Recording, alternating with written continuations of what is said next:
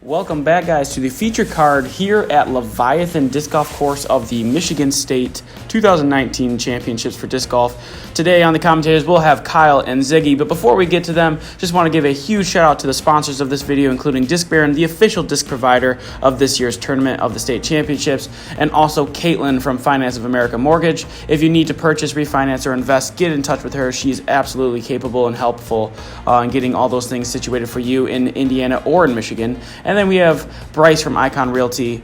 He loves helping his disc golfers take care of all of their realty needs, so definitely reach out to them if you have any questions. And our whole overview sponsorships have been provided by Flight Club Dubs over in Vicksburg, Michigan. Great club, lots of fun going out every year and every summer, so check them out. And on to the round. We got Geoff in the lead by 2 strokes. Jet Leviathan is 24 holes of grueling golf the entire way through. Anything's possible. You know, there's been many strokes made up on this course in the past. There's Josh Taylor, rated 999. We'll just call him 1,000. Currently standing in 3rd. Klein, who's in 2nd, I believe, 2 strokes back. Rating is 1,011. He's had a great year. He's a young kid with tremendous potential. And we have Willie Prince out of Wyoming, Michigan, who's currently tied for 4th. And rating is 1,005. Here we got hole 1 at the famed Leviathan Disc Golf Course in Ludington, Michigan. Pretty medium difficulty hole to start off with. A lot of people are going to take that left route, whether it be sidearm or fairway driver, mid-range turnover, depending on the player's strength. We have Bennett going with a sidearm here, which is pretty standard. You're going to see him throw a lot of sidearms. Bennett definitely leans on his forehand. I actually had him over about a week ago, and he told me he realized at some point in the final round was way off. So he pretty much stuck to all forehands off the tee for this final round. And Kyle going to the backhand, and he's leaving it a little left, more left than you want to leave it. Yeah, it's a tough backhand. I would say it's here for a sidearm to get to the pin, just because the uphill, easy to hold an Anheuser uphill into a gap. It looks like Josh made it just maybe 40, 45 feet there. Which is fine. I mean, if you're looking at this pin, you know, first hole of the day, it's not too bad. And Willie leaving his a little too left as well. They're probably not left with a whole lot from the left side here. Soon would lay up, but maybe give it a run here, you know, feeling a little frisky. It looks like Kyle has a little window here, but this green is very tricky. It doesn't look like it goes downhill a lot, but there's a lot of chance for a rollaway. Oh yeah, one angle or tap one of those roots you can see, and you're going probably at least 30 feet down the hill. Josh here for birdie. Yeah, good putt. First 2 of the round. Started off with a good putt, about 35. That's going to build some confidence for later in the round. Yeah, that was a solid putt from Josh. Looks like everyone's going to be tapping out their threes, which I would say 3 is, you know, if you took the data on this hole, I would say the average would come out really close to a 3, maybe slightly below, but right around 3. Yeah, it's a tricky hole.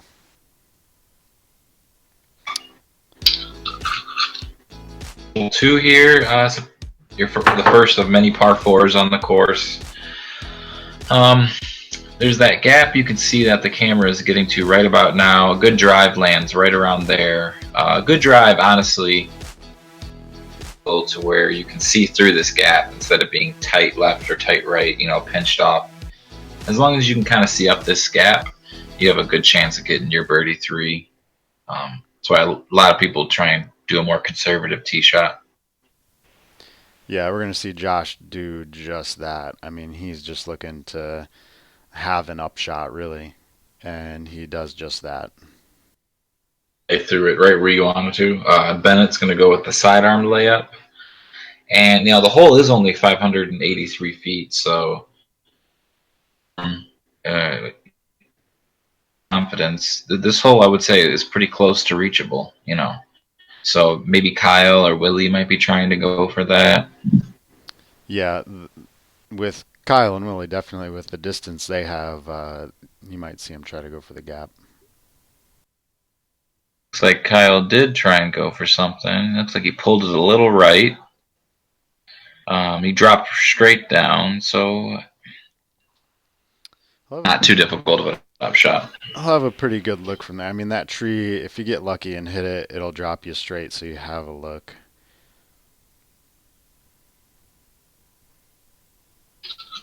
Oh wow, what a drive from Willie! He should be, to throw a drive so well that you are looking at the basket is fairly rare on this hole, and I think Willie did just that. A little sidearm from Geoff, and it looked like he got. I don't think it's skadoodled enough for him there. No skadoodle. Is a real word, skadoodle. Very scientific. And From Kyle. that almost went in, it looked like. Josh with a pretty simple upshot, just a nice little soft putter throw right at it. Yeah, Or I think Josh. We talked about this in one of the rounds we've played together, but when you see Josh playing pretty boring golf, you know he's shooting really well. oh yeah, no, Josh. He doesn't get out of line very often. He just kind of keeps it straight and makes his putts and shows you how beautiful simple golf can be. Jeff running it, Jeff. I'm sure Kyle will agree with me that Jeff can see the basket, and sometimes even if he can't, he's he's trying to make it. He's always trying to put the disc in the basket. Yeah, there's been times I've played with him and he's thrown it in, so you might see a lot of that this round. Josh with a good birdie save there. His upshot was those trees in the way. You gave him a little tricky straddle line, but he put it right in the center. Looks like he's feeling it early. Yep.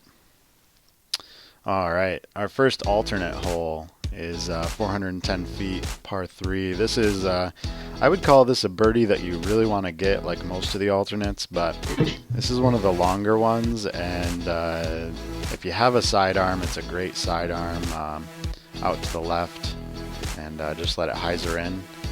Backhand is a little more tricky. It's you're fighting with that right side quite a bit. Yeah, because of the rough on the right, sidearm is a very popular shot choice if the player has it. It's certainly gettable with a backhand as well, but more difficult considering the obstacles in the way on the right.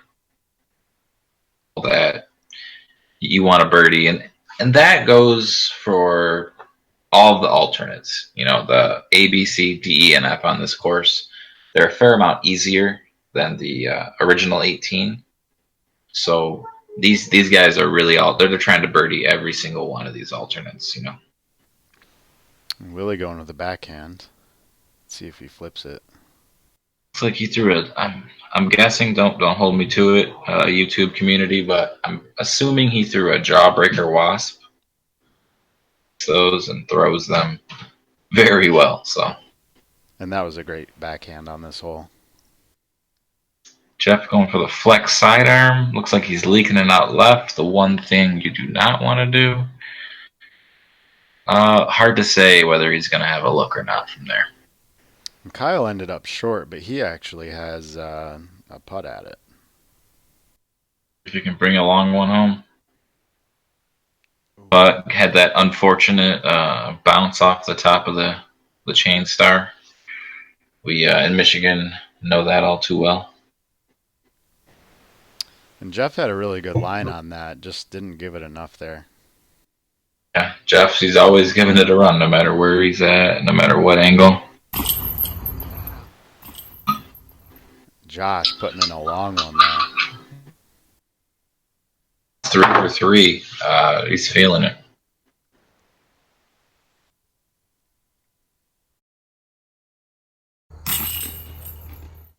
A comebacker from Kyle. That skipped about 25 feet. That's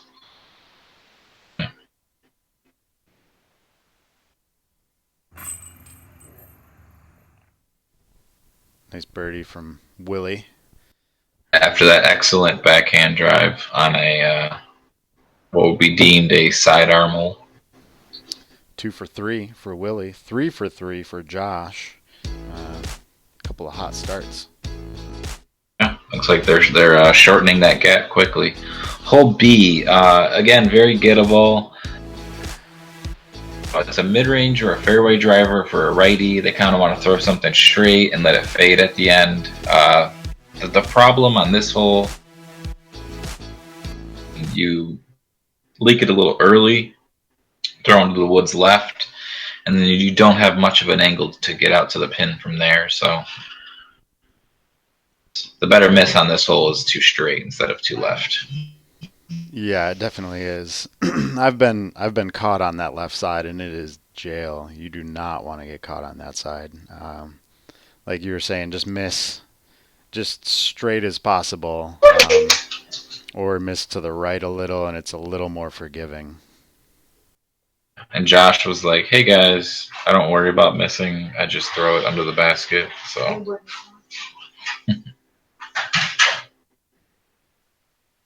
Looks like he caught some early foliage on the left and probably kept him on the left side. So he might have a tricky upshot for his Geoff throwing a forehand roller. Didn't work out, but don't take that result to heart. If Geoff's throwing a forehand roller, odds are it's going to work out very well and generally leave your jaw open. Yeah, he throws a lot of those, and most of the time they're working out for him. Like I said, I've seen him throw multiple 550-foot forehand rollers under the basket. Willie You can with see, a nice little out from there. I mean, he's gonna have a putt for his par. I mean, it just speaks to how difficult that left side is. Where two players back-to-back forehand rollers from less than 100 feet away, a huge sidearm turnover. That early left side on this hole B is nothing to be taken lightly. Let's see if Willie can connect here, and just slow. And for a great par save, oop, there he goes. Great putt. See, one bad forehand roller and then a good one. So Willie with the bogey.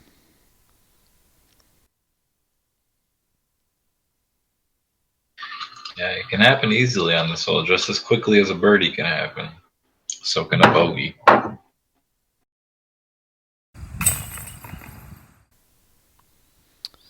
Nice save there from Kyle.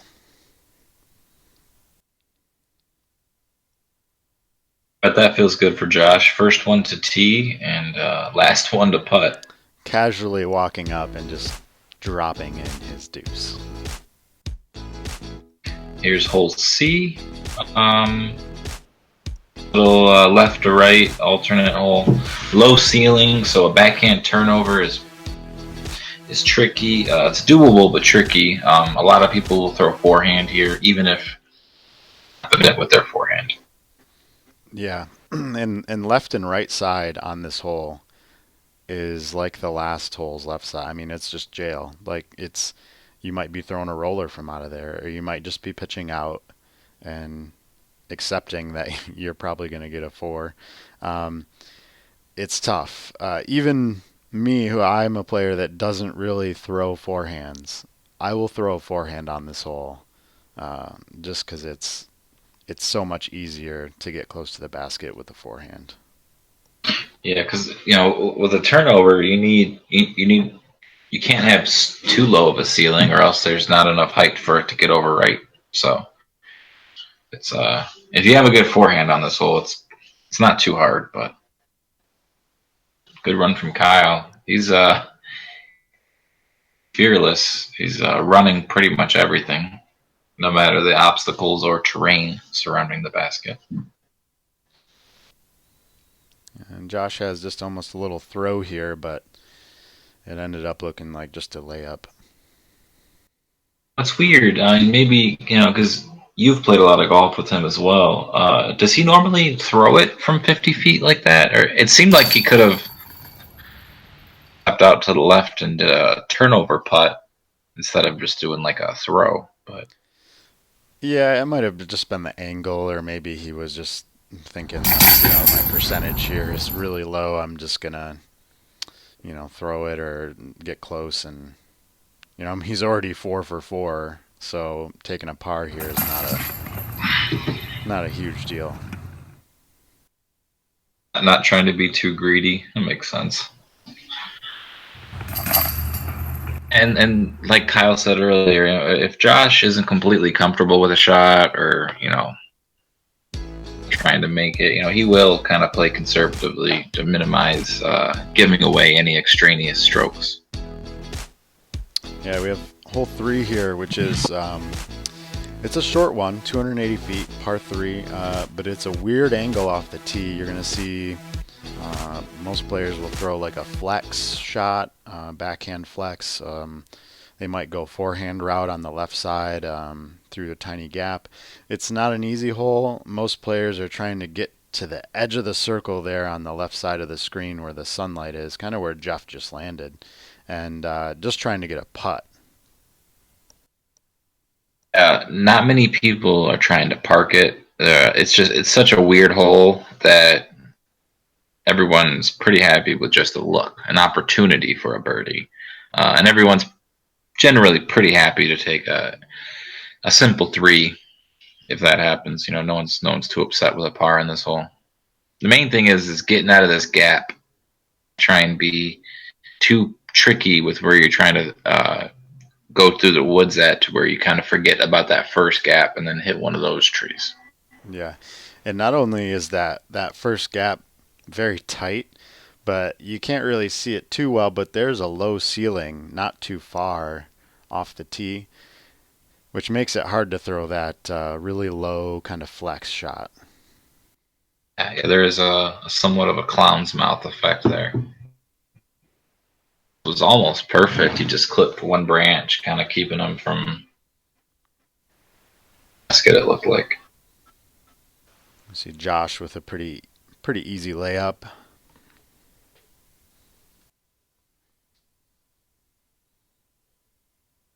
Laying up. Maybe he was trying to run it. It seemed like he was trying to run it, but it came out like a layup.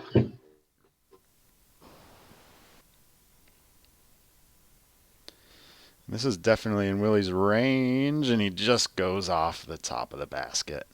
Good run. Run, yeah. That's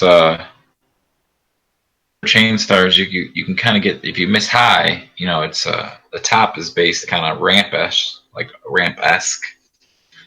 You can get a good bounce off the top. In the new Chain Star Pros, they don't have that, which is a good feature, I would say. But you miss just high and keep past with these ones. Yeah, because Willie had after going off the top, he was what, 25 feet? Yeah, and putt wasn't that hard. It just skipped at the right angle. The new Chain Star Pros have the band that you'll just smack the band more often than sit right there, which I like. Yeah, I enjoy that as well, even though some people don't like the sound. Yeah, I always say, I'm like, that sounds better than a 30-foot putt, But go hole 4, par 5. Sorry. It's a true par 5. It has 3 distinct landing zones. You need to hit all of them consecutively in order to have a chance at a birdie 4. There, the green is severely sloped. There's some trees around it. So to get a 4 on this hole, you have to earn every bit of it. And it's tight, very, very thick rough on each side. Yeah, it's when you are on this tee pad here, the tee shot. I think we were talking about this during the round. Is you're thinking just get me off this tee pad, get me, and let's see if Willie does it. Right in front of that kind of tree with a V. If you land in that area, this field, that's where you want to be. That's the first landing zone. Yeah, you want to go straight and finish a little right if you can. Seems that's why most players who have a forehand will throw a forehand if you can. Because if you throw a far enough forehand that finishes right, you're actually facing, like you're lined up with the next gap, instead of if you throw straight and you're a little offset from it, and it makes your angle for the next landing zone. So if you can get your drive to finish a little right. And that's not going to be too bad from Kyle. I mean, it's on the edge, but he'll definitely have a second shot for the second landing zone.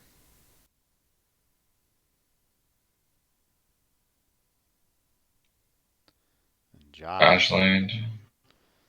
That's a good shot. Looks like he's facing landing zone perfectly. Might be on the tee pad, eh? And Willie got caught up here and is just pitching out. Like he's just hoping at this point to get a 5. First misstep on this hole, you're immediately looking at a 5, best case scenario.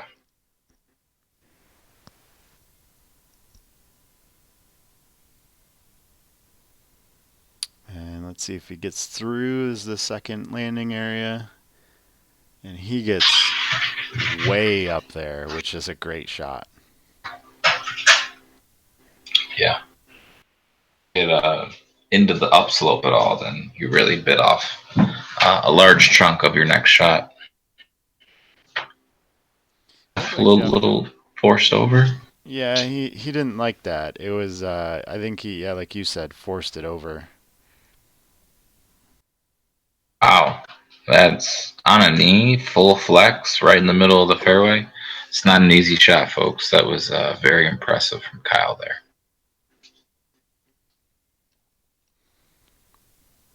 We have Josh taking advantage of the short pad distance marker there. Short pad. Short pad. Very short tee pad, but he made it work. Ooh, Geoff did exactly what he wanted to there. Kind of wanted to hit left of the basket because it slopes down right. So this kind of faded a little towards the basket at the end of a putt. But if he tried to land at the basket on the forehand angle, it more than likely would have skipped and then got a little roll. So he was trying to play for 20 feet left of the basket instead of on the basket.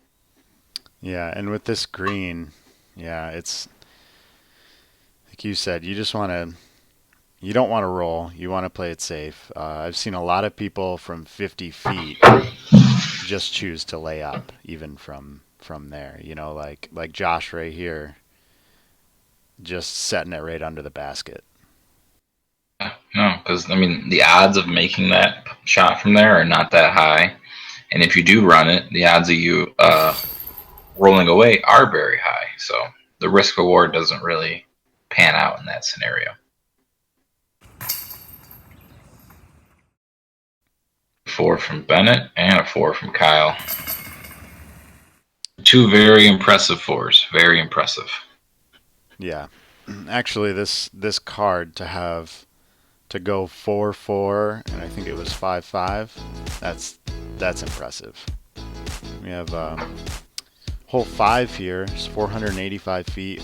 It says par 3, but a lot of these wooded tight holes play more like a par 4. The distance, not necessarily, but the difficulty of the tightness of the green and the fairway is going to score more like a par 4. Yeah, I mean, I have heard of this hole being deuced before once in about 12 years. So par 4. Most of the players are just trying to progress something down the fairway as far as they can, safely landing in the fairway to just make their second shot as short as possible, because you will have a second shot. It's just how much do you want to bite off the tee versus how much do you want to have left after your tee shot. Yeah, and a lot of these, we're going to see a lot of these holes on Leviathan. I'd say most players are throwing something like a fairway driver, something slower, and something that is going to fly straight with not a lot of play like left or right. A lot of mid ranges can be thrown as well, because honestly, you're just trying to get a good second shot, like a clean second shot. Oh yeah, yeah, exactly.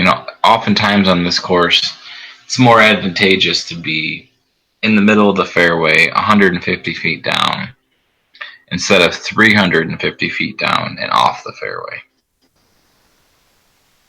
It looks like Josh got up there. Josh is struggling a little bit. That was his third shot, I believe. Out, so we'll see where he landed and see if he has a putt. With a forehand up shot. I know he wasn't happy with that. From that distance with a forehand, he expects to get right up by the bucket. Similar location. It looks like Josh might have kicked off a tree, caught short there, so.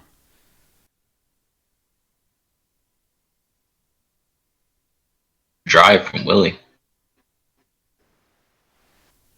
It's always a good feeling to have on these holes that are so treacherous, to have your upshot just be so easy. Yeah, I agree. No, it's these tricky ones, especially when one of your competitors is clearly going from left to right on the rough. What a great 5 putt for Josh. Yeah, on the animation there, but that's more like a bogey. Yep. Good putt from Bennett. Good par from Willie. That was a 3, which looks like 3 birdies and a bogey instead of 3 pars and a double bogey. But bogey, birdie, par, it's all irrelevant, as long as the score is, same, adds up to the same thing. We have another one, hole 6, which is labeled as, again, a par 3, but this one I'd say is even tighter than the last hole, but it's shorter. So I've seen this one deuced before, like you were saying, but it doesn't happen very often. At some point, you're probably going to hit a tree. You're just hoping to stay in the middle. Exactly. Another one of those holes where you'd rather be 150 feet straight than 350 feet and off the fairway, just because the rough on this course is very unforgiving. But yeah, this is another hole. I'm more okay with them calling this one a par 3 as opposed to the previous. I think I've twoed it once, but it did require the best sidearm of my life. So certainly not something I'm looking to get very often, but a player on lefty or a player with a real strong forehand, should be able to reach this hole consistently. It's just hitting the gap is very difficult. It looks like Willie got through the gap and all the way down. It looked like he got some good distance there. And Willie to get a backhand that far is phenomenal. Hopefully he's got to look at the pin. It was probably mid-range from him. Probably, yeah. Willie really likes to lean on his mid-ranges. He likes to just throw them as hard as he can, doesn't have to hold back. And he's pretty accurate with them, so it tends to work out. Well, this is a great upshot from Josh. Easy 3, which people are more than happy with. Geoff with a long birdie putt. Oh, wow. That would have been, looks like a Sexton Firebird. That would have been a great birdie with a Sexton Firebird. Yeah, he gave it a good run. And Willie's trying to do the same and just low. 3 birdie putts, it looks like. Oh, well, Kyle's the closest, but a little off the fairway. And he doesn't have a whole lot, folks. If he was even 10 feet more in there, he might be struggling to get out. I'm sure he'll be okay with a 3. It's better than you can mess up on a lot of these holes, like we were saying. So yeah, I'm sure every pro player in Michigan would, if you gave them a 3 before they stepped on the tee pad, they would take it and move to the next hole. yeah, especially since we're talking about that. The par for this course, I think we were saying, was right around 82 or so. 84, I believe, is what it is. Yeah. But I've been wrong before, so. Is a par 3, and I agree with the par 3. It's only 310 feet. There's 2 gaps. You have a gap on the right that's maybe 20 to 25 feet wide right there, and then you have a forehand gap that I think Geoff is going to take here on the left side. Yeah, the up the middle gap is tighter, but if you hit it all the way, it'll land you closer to the basket. The sidearm gap on the left is a little safer and a little more forgiving if you're off, but the angle makes it's very hard to drive really close. You're more so playing for an easier 3 and a longer chance at 2. Yep, I agree with that. I mean, that right gap is, if you hit the gap, it's nice. It brings you right up to the basket. Filters you right there. Yep. As Willie is exampling for us. So you hit the gap and you got rewarded right next to the basket. Where you see Kyle, but he's still about 30 feet away. So Park City for Willie.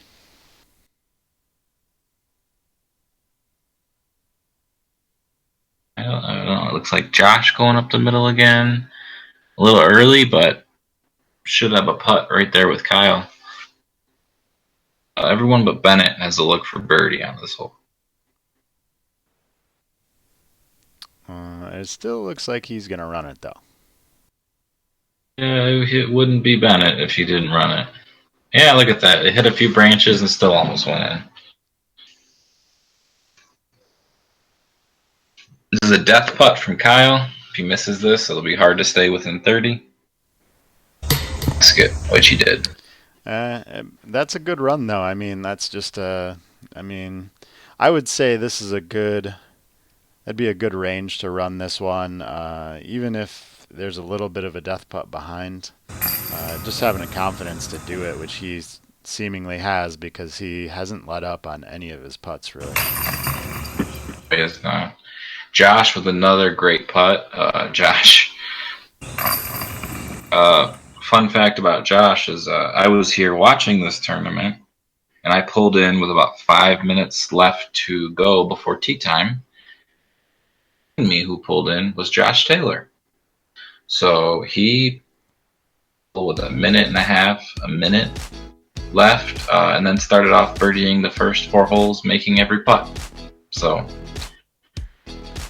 maybe warming up hurts you? I don't know. You don't need to warm up. Apparently. Hole 8, par 3. Similar to last hole, just a more straight. No tricks going on. You just a really tight, like 2-track style fairway where you're just throwing it straight down the gut, like 350. And there's a slight slope to the green. You can see towards the left side of the basket there, it's sloping down. Yeah, most people, I throw a fairway here. I'm assuming most of them probably will, with the exception of maybe Willie.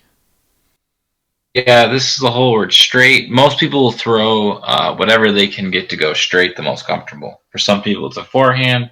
Some people, it's a fairway driver. Some, it's a mid-range. Like Kyle mentioned, it slopes from left to right. So the backhand has an advantage with that because it won't skip nearly as far down the hill. But I feel like most people are not concerned with parking this hole. It's another hole where they're just trying to give themselves a putt. Because if you're a little too greedy off the tee and you don't hit the gap, then you have a very difficult 3. Yes.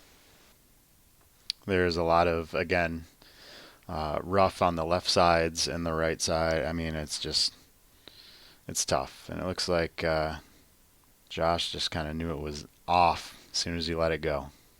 He's human, apparently. He misses putts. Great putt from Willie. Willie was a little left side, so if he had missed that, there's a good chance he's going 30, 40 feet past. Yeah, and with a great sidearm. We've seen a lot of his putts be just a little bit low, and it looked like he made a good adjustment there. That one looked like it was in the whole way. Yeah, and a couple of these guys might be a little tired. The day before they played 24 holes on a fairly long and so maybe not now, but towards the end of the round, fatigue might play a significant factor. Oh yeah, and we had a good Kyle there.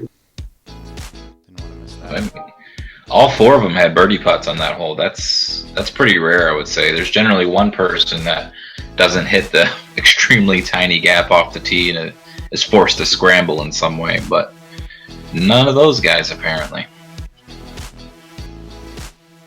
Hole 9, downhill, one of the easier holes on the original 18. It's all about speed control on this hole because it's only 220. You have a small gap off the tee. Hill, there's pine straw everywhere, which is like class. So getting to the basket is not the difficult part. Getting your frisbee to stay near the basket, that is the tricky part. Yeah, and you'll see a lot of forehands thrown here. I think personally I just throw a putter. I think that's the other good option is to throw a putter straight and let it just naturally anhyzer a little bit to the right. A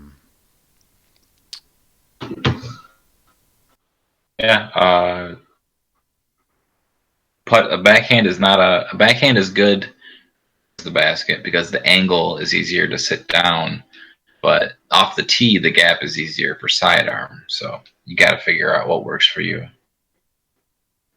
And it looks like they're a great forehand here. Let's see if it can sit down. Ooh, it looks like he hit a nice root or something hard because he threw a driver, so something slowed it down a little. That's nice. Yeah, that was an awesome little stop from whatever he hit. Oh, 2 in a row for Willie. Looks like he is doing just as Kyle stated. He figured out what he was doing wrong and made the adjustment like a pro and is now making putts. Oh yeah. You'll see him do that. Willie before and watched him not miss any putts at all. He will crush your spirit here and there, that's for sure.